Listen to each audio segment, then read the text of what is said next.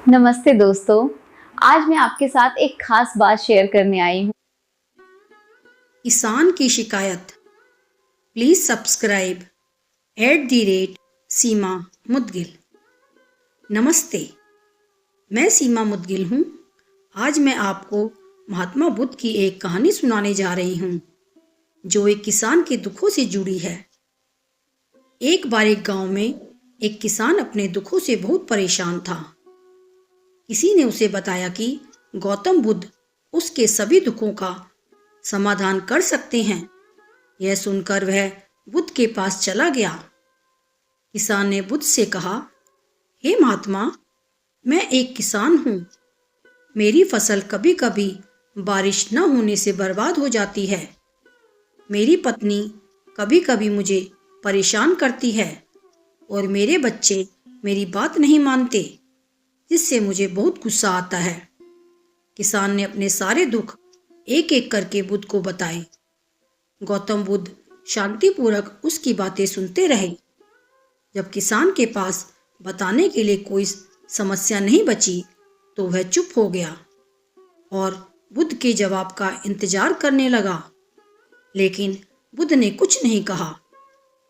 किसान ने अपनी आवाज ऊंची करते हुए कहा, क्या आप मेरी समस्याओं का समाधान नहीं करेंगे?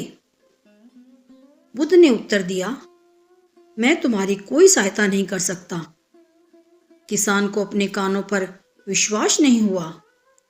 उसने कहा, लोग कहते हैं कि आप सभी के दुखों का निवारण करते हैं, तो क्या आप मेरे दुखों का निवारण नहीं करेंगे?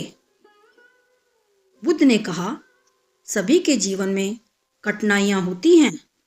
तुम्हारे जीवन में कोई नई कठिनाई नहीं है। ये कठिनाइयां तो सभी के जीवन में आती जाती हैं। कभी मनुष्य सुखी होता है तो कभी दुखी। यह जीवन चक्र है, इनसे कोई नहीं निकल सकता। वास्तविकता में हमारा जीवन कठिनाइयों से भरा हुआ है, इसलिए मैं इन समस्याओं का समाधान नहीं कर सकता। बुद्ध ने आगे कहा, यदि तुम किसी एक समस्या का उपाय कर भी लो तो उसके स्थान पर एक नई समस्या खड़ी हो जाएगी। यही जीवन का अटल सत्य है।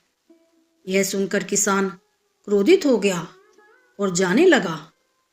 तभी बुद्ध ने कहा, मैं तुम्हारी इन समस्याओं का समाधान तो नहीं कर सकता, लेकिन हाँ, मैं तुम्हारी एक दूसरी समस्या का समाधान कर सकता हूँ।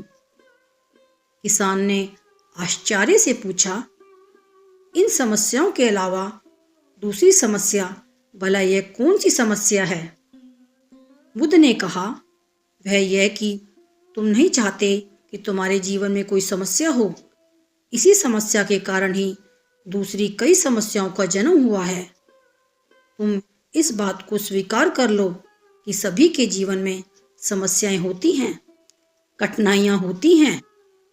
तुम सोचते हो कि तुम इस दुनिया में सबसे ज्यादा दुखी हो और तुम्हारे जितना कोई और दुखी नहीं है। तुम अपने आस पास देखो, क्या वो लोग तुमसे कम दुखी हैं? बुद्ध ने समझाया, तुम्हें अपना दुख बड़ा लगता है, लेकिन जो लोग तुम्हारे आस पास रहते हैं उनको उनका दुख बड़ा लगता है। इस दुनिया में सभी को अपना दुख बड़ा लगता है, चाहे दुख छोटा हो या फिर बड़ा हो, लेकिन वह जिसके साथ घट रहा है उसके लिए वह दुख बड़ा प्रतीत होता है। अगर तुम ध्यानपूर्वक देखोगे तो समझ जाओगे कि यह जीवन सुख दुख से भरा हुआ है। इसको तुम कभी नहीं बदल सकते हो, लेकिन हाँ, तुम सुख दुख से ऊपर अवश्य उठ सकते हो। यह तुम्हारे लिए संभव है। बुद्ध ने अंत में कहा, सुख और दुख को हम आने से रोक नहीं सकते, लेकिन सुख और दुख का हम हर पर कोई प्रभाव ना पड़े ऐसी व्यवस्था हम कर सकते हैं। और इसकी शुरुआत इस तथ्य को समझने के साथ होती है कि हम कुछ भी कर लें, जीवन में सुख दुख आने ही आने हैं, लेकिन हमें उनसे विचलित नहीं होना चाहिए। इसलिए आज से तुम यह चाहना छोड़ दो कि तुम्हारे जीवन में कोई समस्या ही ना आए, और तब तुम जीवन में आने वाले सुख दुख को स्वयं में समा सकोगे। तूफान के मध्य में भी शांत रह सकोगे और हर्षोल्लास के शोर में भी संतुलित रह पाओगे। किसान बुद्ध के चरणों में गिर पड़ा। वह समझ चुका था कि अब उसे क्या करना है।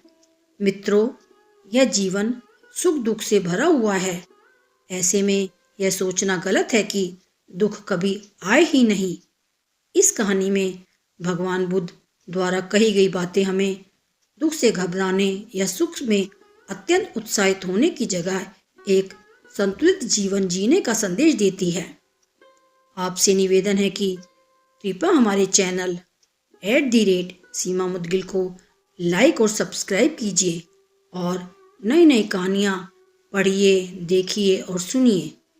यह कहानियाँ जो कि उदाहरण के रूप में हैं, यदि आप अपने बच्चों को और समाज में सुनाते हैं तो निश्चित ही सभी का बेहतर चित्त एवं चरित्र निर्माण होगा। आपका बहुत बहुत धन्यवाद।